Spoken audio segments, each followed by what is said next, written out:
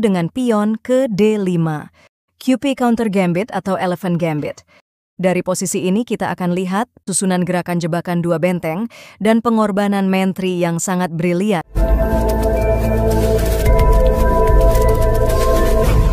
Halo pecinta catur, selamat datang kembali bersama Logai Kreator.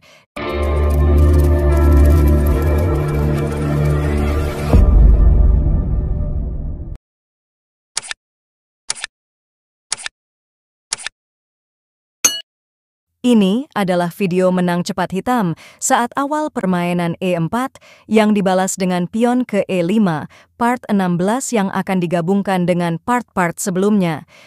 Jadi, buat yang belum menonton part sebelumnya, tonton saja video ini sampai selesai, dan juga kalian boleh berkomentar untuk mengembangkan pembahasan. Karena di video yang ini, hanya gerakan yang memungkinkan menang buat hitam saja. Untuk yang pertama, kita akan perluas, yaitu jika putih kuda ke F3. Untuk hitam pada posisi ini, ada yang kuda ke C6, pembukaan Ruy Lopez, ada juga yang kuda ke F6, pembukaan Petrov's defense. Dan kali ini kita akan tambahkan balasan hitam yang berbeda, yaitu dengan pion ke D5. QP counter gambit atau elephant gambit. Dari posisi ini kita akan lihat susunan gerakan jebakan dua benteng dan pengorbanan menteri yang sangat brilian, hingga putih harus mati dengan gajah. Itu terjadi dari E kali D5. Lalu hitam pionnya maju ke E4 menyerang kuda. Putih menterinya ke E2 agar pion tidak dapat menangkap kuda. Lalu hitam menterinya ke E7 agar pion dapat menangkap kuda. Putih melompatkan kudanya ke D4. Lalu hitam menterinya ke E5 mengancam kuda. Kuda menghindar ke B3. Hitam memajukan pionnya ke F5. Putih memajukan pion ke D3. Lalu hitam, kudanya keluar ke F6. D kali E4. F kali E4. Putih pion ke F3, menekan pion karena jika pion kali pion, menteri hitam akan hilang, maka hitam gajahnya ke D6, melindungi menterinya. Putih F kali E4, gajah ke G4 mengancam menteri. Menteri ke B4 skak. Kuda ke D7 menutup skak. Menteri kali B7 mengancam benteng, namun hitam mengabaikan ancaman menteri. Kudanya kali E4, menteri kali benteng, skak. Setelah raja geser ke F7, menteri kali benteng. Saat ini putih sudah dapat dua benteng, namun disinilah kemenangan hitam. Menteri ke G3, skak. Tidak ada pilihan buat putih selain pion kali menteri. Gajah kali G3, skak mat. Kita kembali lagi ke belakang, yaitu pada posisi setelah putih kuda ke F3. Di sini hitam kuda ke C6. Dari posisi ini, hitam diperlukan mempelajari dan menguasai jawaban dari banyak kemungkinan balasan dari putih. Di antaranya, putih kadang menggerakkan gajah ke C4, kadang juga menggerakkan gajah ke B5. Jika pada posisi ini, putih gajah ke C4. Dari posisi ini, ada 3 balasan dengan versi yang berbeda dari hitam. Ada yang kuda ke D4, ada yang gajah ke C5, ada yang dengan kuda ke F6. Yang dari kuda ke F6 ini juga akan ada banyak versi hitam yang berbeda-beda. Di antaranya, jika di posisi ini putih kuda ke G5, menyerang pion F7, sekaligus melindungi pion M4 yang saat ini terancam kuda. Buat hitam ini ada yang gajah ke C5, ada yang pion ke D5. Pertama, dengan menggerakkan gajah ke C5, para master menyebutnya ini adalah formasi serangan balik Staxler. Jika putih melakukan sekak dengan gajah kali pion, itu mungkin lebih baik buat putih. Namun, dikarenakan setelah raja geser, hitam tidak akan dapat apa-apa, besar kemungkinan putih tidak gajah kali pion, tapi akan melakukan kuda kali pion, mengancam menteri yang nantinya putih akan dapat benteng. Dan hitam akan melakukan serangan baliknya di sini. Gajah kali F2, skak. Tentunya pemain hitam ini sudah memperhitungkan beberapa kemungkinan yang akan dilakukan putih nantinya, yaitu beberapa kemungkinan setelah raja kali gajah dan beberapa kemungkinan jika raja geser tidak melakukan kali gajah. Pertama, jika raja kali gajah, kuda akan kali E4 skak. Di sini ada 6 petak pilihan buat putih untuk menggeserkan rajanya, yaitu petak G1, F1, E1, E2, E3, dan petak F3.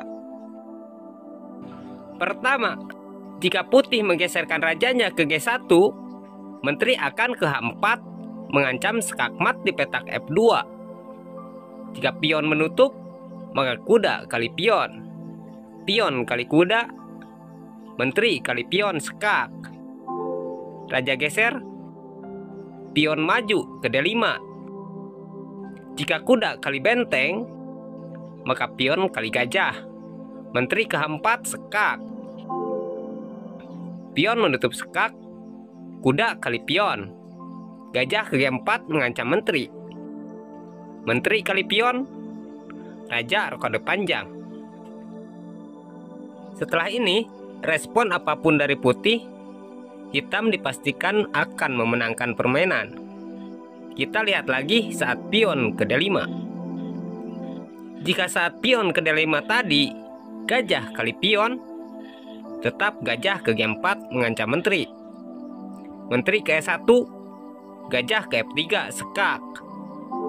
Raja ke E2, kuda ke D4 skak. Raja hanya dapat geser ke D1. Gajah balik lagi ke G4 skak. 2 langkah terakhir untuk putih. Gajah menutup, gajah kali gajah skak.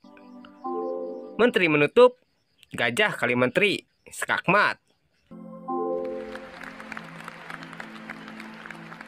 Jika saat menteri ke H4 tadi, menteri ke E2, kuda ke D4 mengancam menteri. Untuk putih dapat melindungi petak F2, berarti menteri harus ke F1. Barulah hitam menyelamatkan benteng ke F8. Jika pion ke G3 mengancam menteri, maka kuda kali pion mengancam menteri. Pion kali kuda, menteri kali pion skak. Menteri menutup, kuda ke F3 skak. Raja geser, menteri ke E1 skakmat. Kita lihat lagi ke belakang, yaitu saat kuda kali E4 skak. Jika raja geser ke E3, menteri tetap ke H4. Jika kuda kali benteng, menteri ke F2 skak. Raja kali kuda, pion maju skak. Jika gajah kali pion, gajah ke F5 skakmat. Jika saat skak dengan pion D5 tadi, raja kali pion, menteri ke D4 skakmat. Kita lihat lagi saat kuda kali E4. Di sini raja geser ke E2. Kuda ke D4 skak. Raja geser ke D3. Menteri ke H4. Jika kuda kali benteng, maka akan terjadi skak menteri dengan kuda. Kita kembali lagi ke belakang, yaitu pada saat gajah kali F2 skak. Di sini putih tidak melakukan kali gajah, tapi memilih untuk menggeserkan rajanya ke F1. Saat ini menteri sedang terancam kuda. Ya jelas, sepintas ini sangat menguntungkan putih. Karena setelah menteri menyelamatkan diri ke E7, kuda akan kali benteng. Namun hal ini sudah diperhitungkan oleh hitam. Jadi, biarpun rugi benteng, hitam masih dapat menekan putih. Bahkan, hitam dapat mengalahkan putih dengan sangat singkat. Hitam akan memajukan pion ke D5, membuka serangan gajah. Sekaligus gajah jadi terancam pion. Ini memungkinkan putih melakukan pion kali pion atau gajah kali pion. Jika putih melakukan pion kali pion, kuda akan bergerak ke D4. Kuda ini adalah mencegah pergerakan gajah ke E2 nantinya. Jika di posisi ini gajah mundur duluan ke E2 atau kuda ke C3, itu memungkinkan permainan dapat seimbang.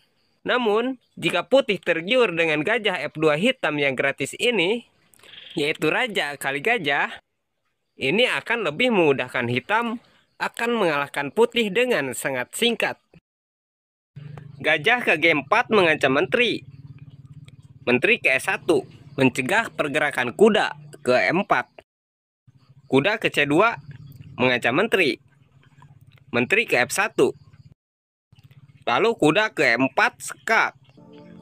Raja hanya dapat geser ke G1. Menteri ke C5 skak.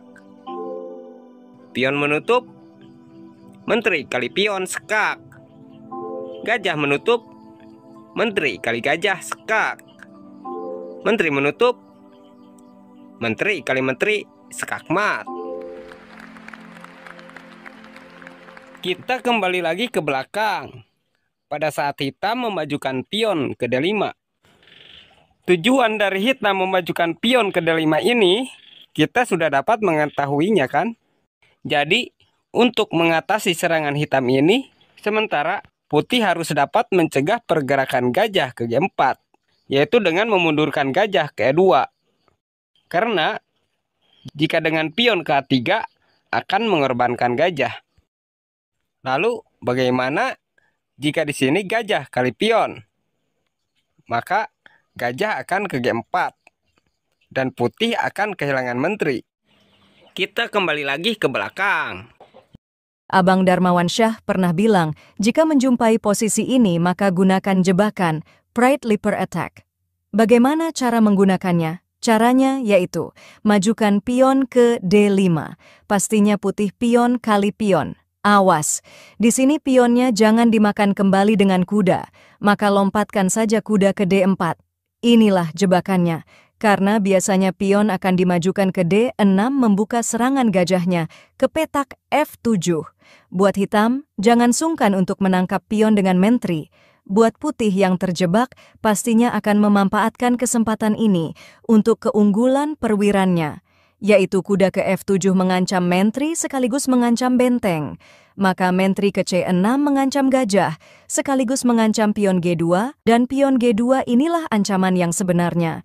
Karena jika putih nekat kali benteng, menteri tidak akan menangkap gajah, tapi akan menangkap pion G2, dan pastinya putih akan menyelamatkan bentengnya.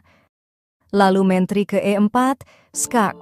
Jika ditutup dengan gajah, maka kuda ke F3, skak mat.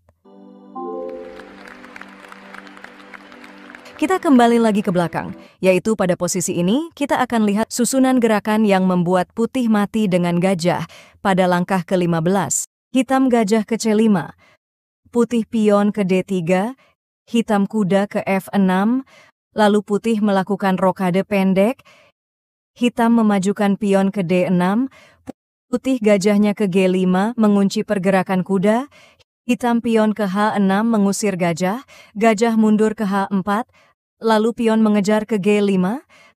Setelah putih gajahnya ke G3, di sini hitam mulai menerapkan umpan pertamanya, memajukan pionnya ke H5.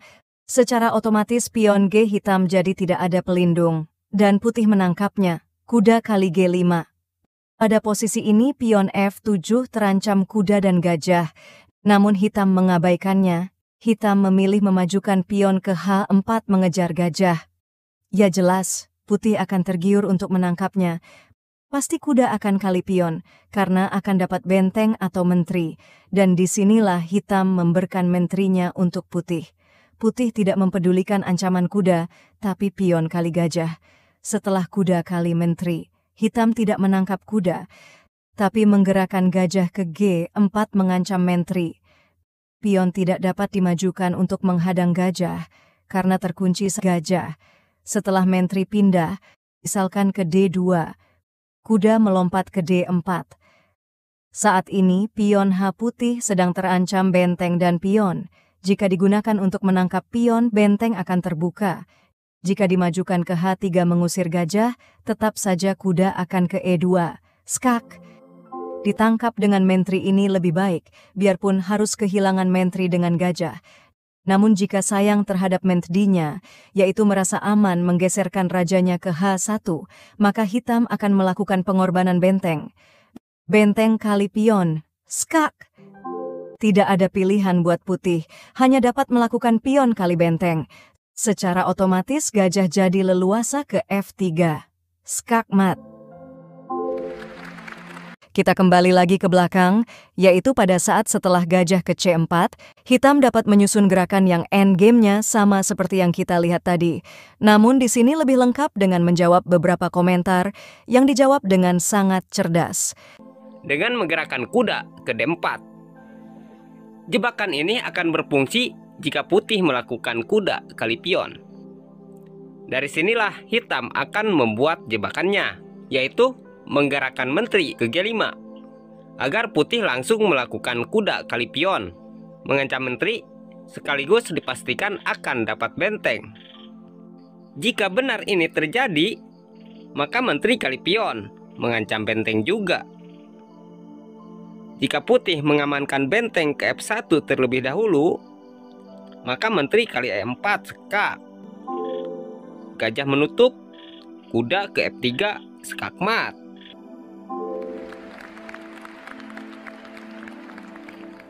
Lalu, bagaimana bang jika setelah menteri kali pion tadi, putih memilih kali benteng terlebih dahulu? Jika kuda kali benteng, menteri kali E4 skak. Jika menteri menutup, pasti kuda kali menteri dong. Jika gajah menutup, kuda kali C2 skak. Menteri kali kuda, ya menteri kali menteri. Jika raja geser, menteri kali benteng skak mat. Kita kembali lagi ke belakang. Yaitu pada posisi ini, kita akan lihat permainan yang lainnya, yaitu jika putih membalas dengan pion ke D4. Mengajak pertukaran pion, yang dikenal dengan nama permainan Scott. Maka hitam, pion kali pion, kuda kali pion. Mengajak pertukaran kuda. Kuda ke F6 mengancam pion. Jika kuda ke C3 melindungi pion, maka gajah ke B4 mengunci pergerakan kuda. Pastinya putih kuda kali kuda, B kali kuda. Lalu putih menteri ke D4, mengancam gajah, sekaligus menambah perlindungan terhadap E4.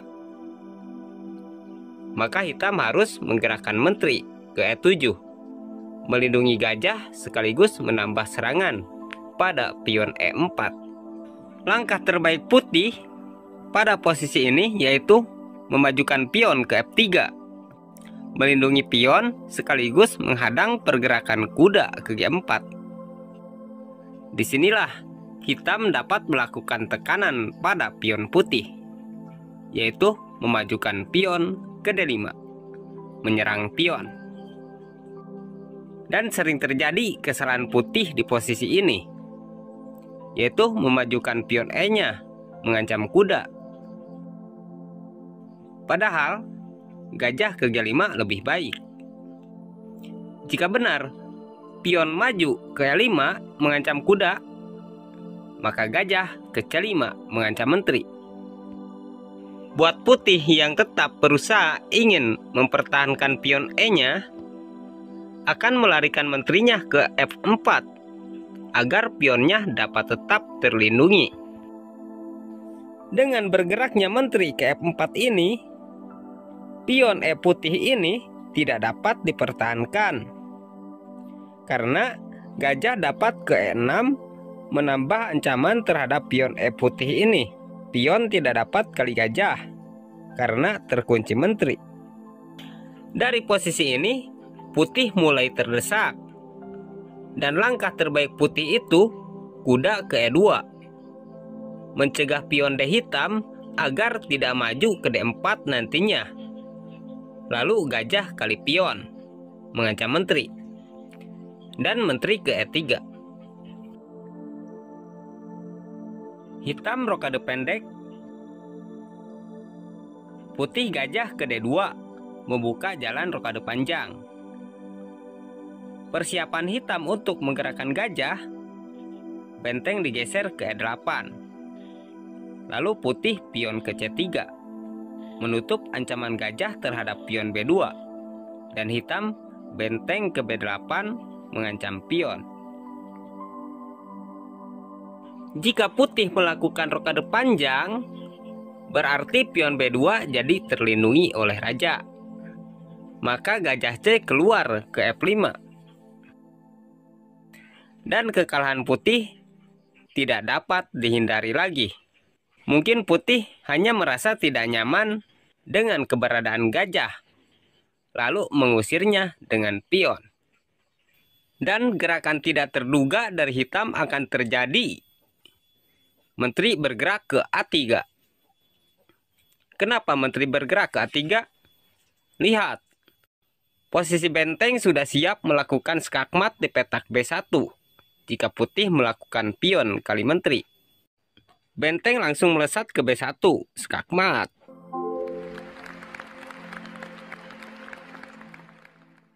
Dan jika putih melakukan kali gajah terlebih dahulu, menteri kali pion, skakmat. Kita kembali lagi ke belakang, yaitu kita lihat jawaban putih yang lainnya setelah hitam kuda ke C6. Jika putih gajah ke B5, gerakan saja kuda ke F6.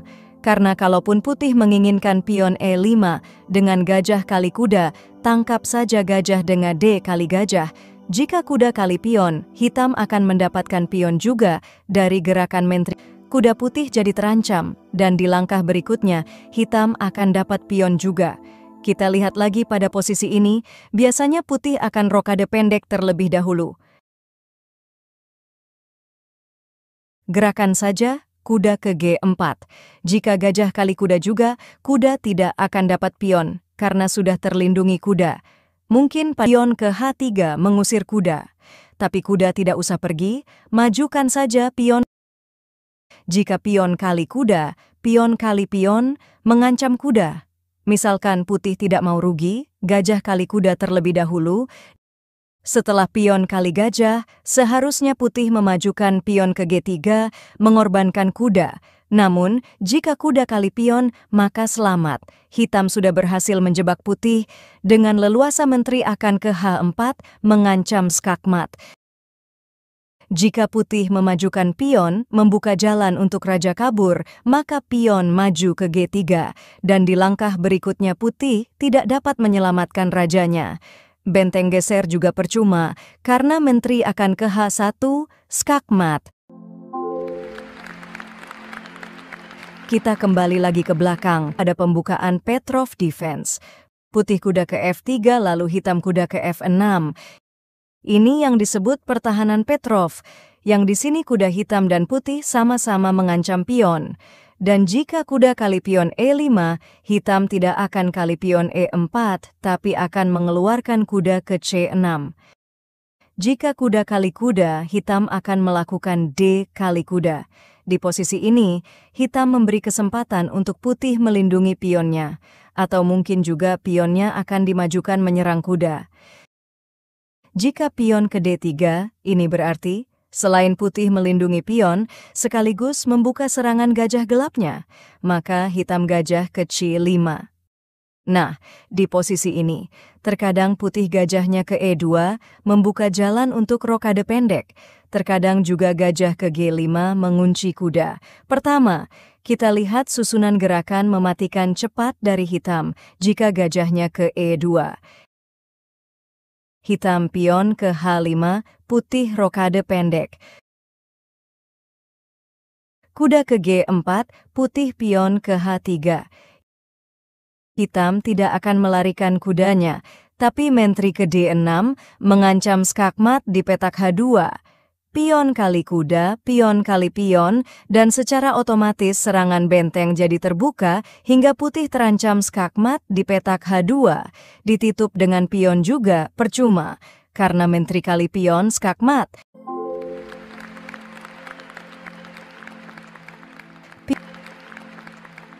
Pion F tidak dapat kali menteri karena terkunci gajah.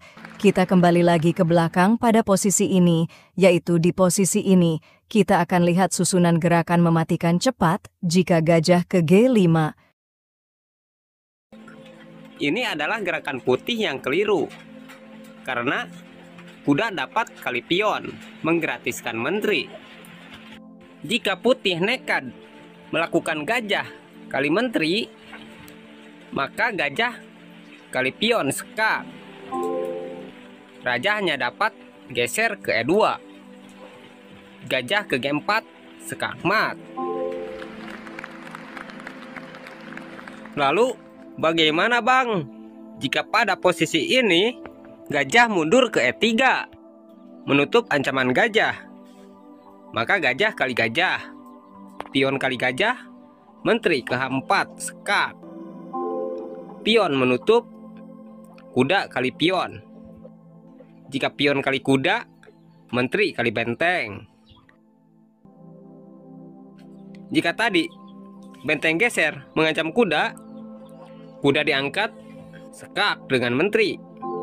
Benteng menutup, menteri kali pion. Benteng ke G2 mengancam menteri. Menteri balik lagi ke H4 sekak. Raja geser, gajah ke G4 sekak.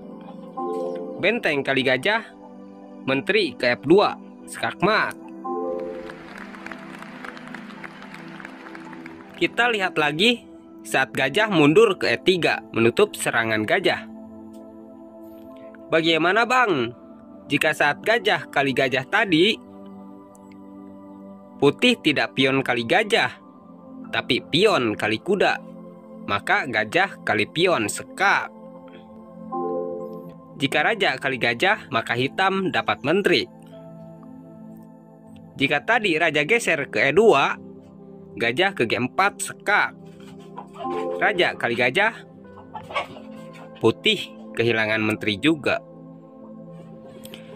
Kita lihat lagi sedikit ke belakang, yaitu saat kuda kali pion. Bagaimana jika di posisi ini pion kali kuda? Maka akan terjadi seperti yang baru saja kita perlihatkan. Gajah kali pion sekak. Jika raja kali gajah, menteri kali menteri. Dan jika tadi raja geser ke E2, gajah ke G4 sekak. Raja kali gajah, menteri kali menteri. Kita kembali lagi ke belakang, yaitu setelah D kali kuda. Di sini putih memajukan pion mengancam kuda. Maka kuda ke E4. Jika pion kali kuda, ya ini juga akan terjadi seperti tadi. Gajah kali pion sekak. Raja kali gajah, hitam dapat menteri. Jika raja tidak kali gajah, yaitu geser ke E2, gajah ke G4 sekak. Raja kali gajah, menteri kali menteri. Dan kita kembali lagi ke belakang, yaitu pada posisi ini kita akan lihat susunan menang cepat hitam jika putih gajah ke C4. Di sini kita akan tunjukkan menang cepat hitam dengan pion ke F5. Gambit kontra Calabres. Tujuan dari gambit ini adalah untuk mengontrol pusat dengan lebih baik dan merusak rencana putih dengan strategi Italianya.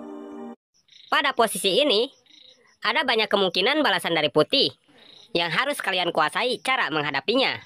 Mungkin putih akan menolak gambit yang ditawarkan hitam ini. Mungkin juga putih akan pion kali pion menerima gambit dari hitam ini. Jika pion kali pion, kuda akan melompat ke F6, mengontrol petak H5 dari serangan menteri. Dari posisi ini, ada beberapa kemungkinan yang biasa terjadi untuk kita bahas. Pertama, kita lihat jika putih pion ke G4. Di posisi ini, ada dua versi gerakan terbaik dari hitam, yaitu ada yang gajah ke C5, ada yang pion ke D5. Dari keduanya itu, permainannya akan sama, melakukan pengorbanan dua perwira, yaitu korban kuda dan gajah. Pertama, gerakan yang gajah ke C5 terlebih dahulu. Setelah putih memajukan pion mengancam kuda, hitam memajukan pion mengancam gajah. Jika gajah ke B5 melakukan sekak, pion akan menutup sekak terlebih dahulu. Jika gajah mundur misal ke B3, hitam akan melakukan rokade pendek, mengorbankan kudanya. Setelah pion kali kuda, gajah kali F2, sekak. Raja kali gajah, lalu hitam gajah kali F5. Dari pengorbanan hitam, kuda, dan gajah ini, kalian dapat melihat hitam sudah unggul posisi. Apapun balasan dari putih saat posisi ini, hitam akan dengan mudah menyerang putih. Apalagi jika putih melakukan pion kali pion, menteri akan ke H4 sekak. Jika raja geser ke E2, gajah ke G4 sekak seter. Jika raja ke E3, menteri ke F4 sekak. Raja hanya dapat geser ke E2, gajah ke G4 sekak. Raja geser ke D3, menteri ke D4 sekak mat. Jika saat disekak dengan menteri tadi, raja geser ke G2, gajah ke E4 sekak. Jika kuda menutup, menteri ke G4 sekak. Raja geser, benteng kali kuda sekak. Raja geser, menteri ke G2 sekak. Raja ke E1, menteri ke F2 sekak mat. Kita kembali lagi ke belakang, yaitu pada posisi ini. Jika kuda ke F3 membuka jalan rokade sekaligus mengancam pion, maka kuda ke C6 melindungi pion yang saat ini terancam kuda F3. Jika putih melakukan rokade pendek, di sini hitam dapat berupaya mencari kesalahan putih agar dapat menang cepat, yaitu kuda ke G4. Buat putih yang merasa tidak nyaman dengan keberadaan kuda, akan memajukan pion ke H3. Maka hitam dapat mengabaikan ancaman pion ini, lalu memajukan pion ke H5.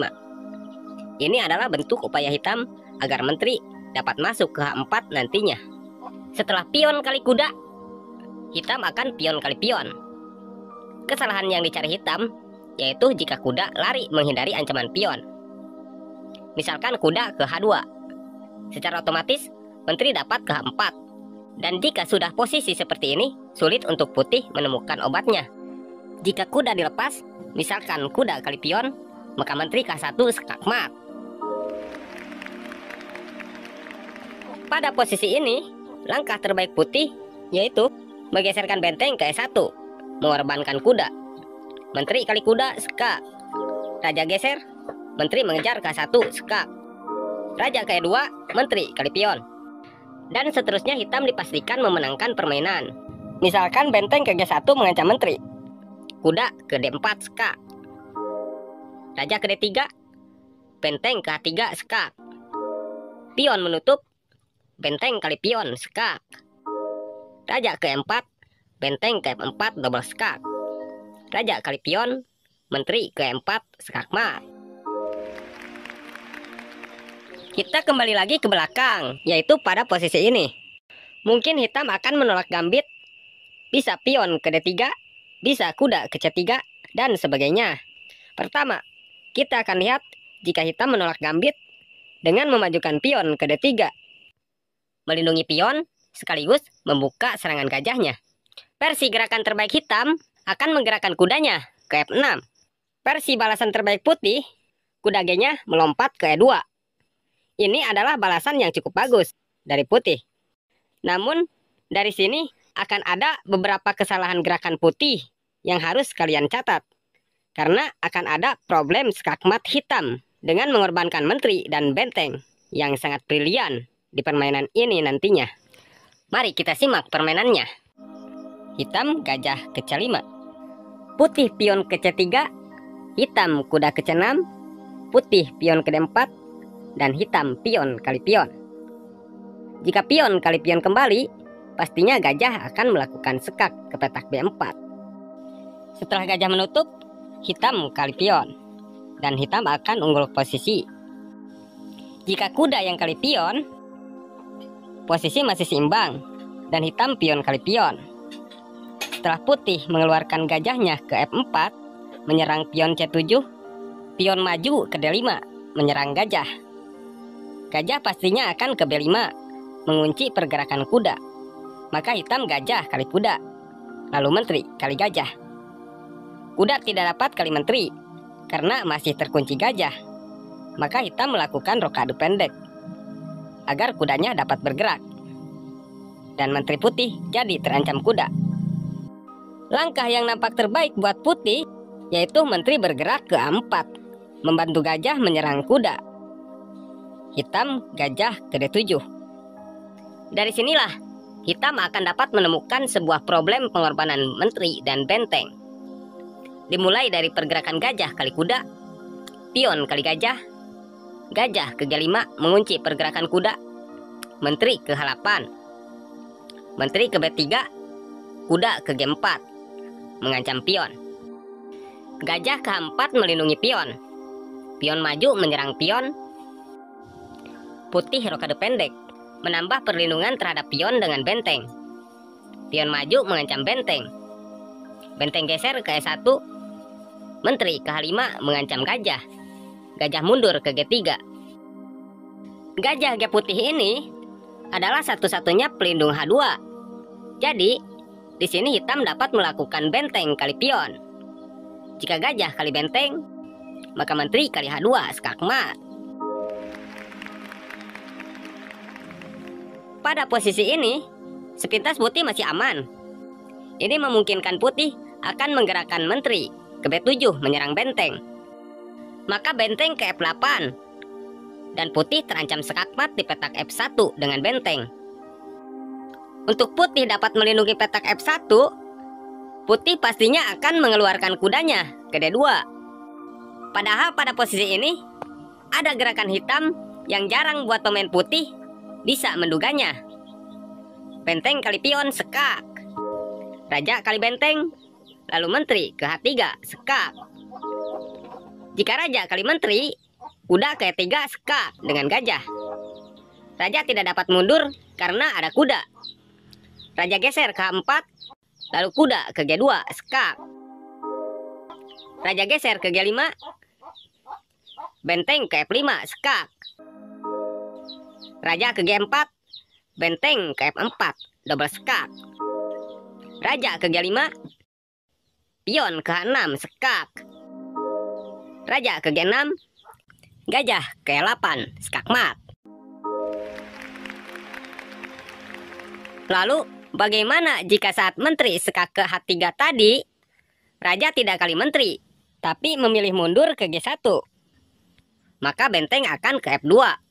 Gajah tidak dapat kali benteng, karena ada ancaman skakmat di petak H2. Jika putih melakukan skak dulu dengan menteri juga, itu cuma sekali. Karena setelah raja geser, tidak ada lagi yang dapat menyelamatkan raja putih. Misalkan langkah sembarang, kuda ke F3, menteri ke G2, skakmat. Kita kembali lagi ke belakang. Di sini putih gajah kali kuda, agar setelah benteng kali gajah, menterinya akan ke H5 skak. Setelah pion menutup, menteri dapat pion mengancam benteng. Gerakan seperti ini sering terjadi saat melakukan pembukaan seperti tadi. Dan hitam bentengnya akan ke G7 mengancam menteri, lalu menteri ke H8. Hitam pion ke D5, E kali F5, gajah kali F5. Dan putih biasanya akan memajukan pion D-nya, membuka serangan gajahnya. Lalu benteng ke F7, memberi jalan agar menteri kali pion, melakukan skak. Gerakan-gerakan ini bukan masuk akal lagi, tapi sering dijumpai terjadi di permainan catur. Di posisi ini ada yang menteri kali pion skak, ada juga yang gajah ke H6. Jika menteri kali pion skak, maka menteri akan hilang, karena benteng akan menutup ke E7. Menteri tidak dapat kabur karena terkunci open skak dengan benteng. Jika tadi gajah ke H6, maka menteri ke H4. Yang terlihat jelasnya sih, menteri ini mengunci pergerakan gajah. Jika gajah kali gajah, pasti menteri akan hilang. Padahal tujuan utama hitam adalah petak B4. Jika ketahuan, pasti akan memajukan pion ke C3. dan menteri akan kali gajah. Tapi rata-rata pemain putih lebih memilih menggeserkan gajah ke G7, mengajak pertukaran menteri, agar tidak terjadi kehilangan gajahnya. Maka menteri ke B4 skak. Pion menutup, menteri ke B2. Dan di langkah-langkah berikutnya, bisa dipastikan hitam akan memenangkan permainan. Nah, kita kembali lagi ke belakang, yaitu pada saat gajah ke C4. Di sini kita akan sama-sama melihat susunan gerakan mematikan cepat dari hitam. Hitam membalas dengan kuda ke F6, lalu putih pion ke D4 mengajak pertukaran pion. Hitam pion kali pion, pion dimajukan mengancam kuda.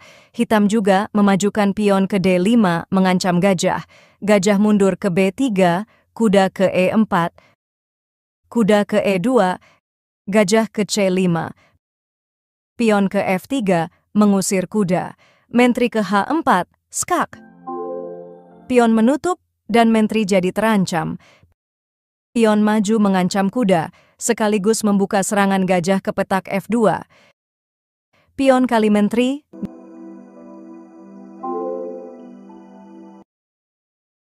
Gajah ke H3, skakmat.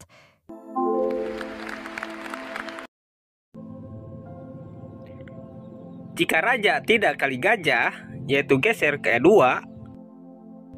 gajah ke G4 skak, raja kali gajah, menteri kali menteri. Permainan catur adalah gambaran kehidupan manusia yang sama menginginkan keberhasilan dan mencapai bahagia.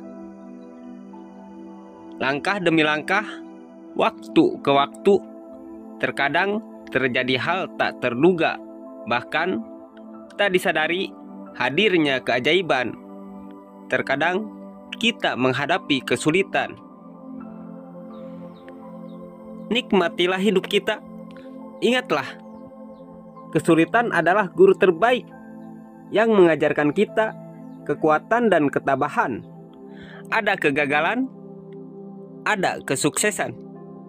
Janganlah takut gagal, karena setiap kegagalan adalah pijakan menuju keberhasilan.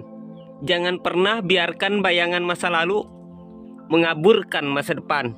Hiduplah di saat ini dan bangunlah impianmu dengan keyakinan. Ketika salah satu pintu kebahagiaan tertutup, pintu yang lainnya akan terbuka. Janganlah terlalu lama melihat pintu yang tertutup, hingga kita tidak melihat pintu yang terbuka untuk kita. Hati yang penuh syukur adalah sumber kebahagiaan dalam kehidupan. Hargailah setiap berkah kecil dalam hidupmu, karena dari sanalah kebahagiaan besar bermula. Hidup ini singkat, jadilah alasan seseorang tersenyum hari ini.